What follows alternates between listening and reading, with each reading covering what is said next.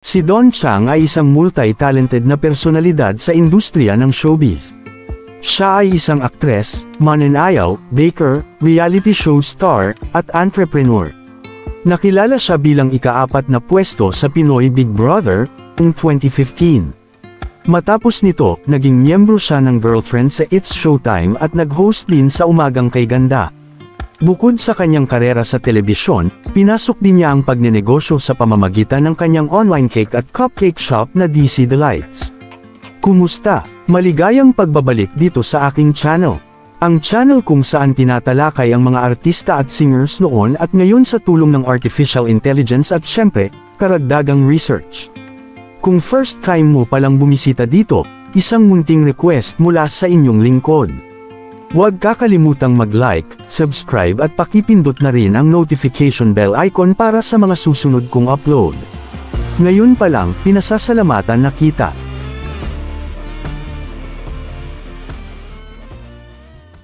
Hindi palaging matamis ang buhay showbiz ni Don. Kamakailan, nasangkot siya sa isang kontrobersya matapos punahin ang pag-host ni Tony Gonzaga sa isang political rally. Dahil dito, nakatanggap siya ng mga batikos mula kay Christy Ferman, na nagsabing ang kanyang karera ay resulta ng pakikipaglandian sa mga boss.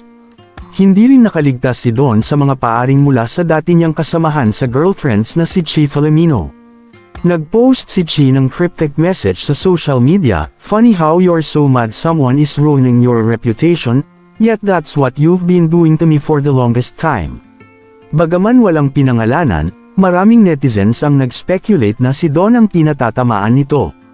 Sa kabila ng mga kontrobersyang ito, nananatiling matatag si Don sa kanyang mga adhikain. Sa kanyang ika-35 na kaarawan noong January 29, 2024, ibinahagi niya ang kanyang pagmumuni-muni tungkol sa buhay sa likod ng kamera, na mas pinahahalagahan niya ang isang buhay na may layunin at tunay na tagumpay kaysa sa kasikatan. Tila ang showbiz ay parang isang malaking cake na puno ng iba't ibang layers, may matamis, may maasim, at minsan, may konting pait. Ngunit sa huli, nasa atin kung paano natin titikman at tatanggapin ang bawat bahagi nito. Maraming salamat sa iyong panunood. Huwag mo sanang kakalimutang mag-iwan ng like, mag-subscribe, at pakipindot na rin ang notification bell icon para updated ka sa mga susunod kong uploads. Hanggang sa muli.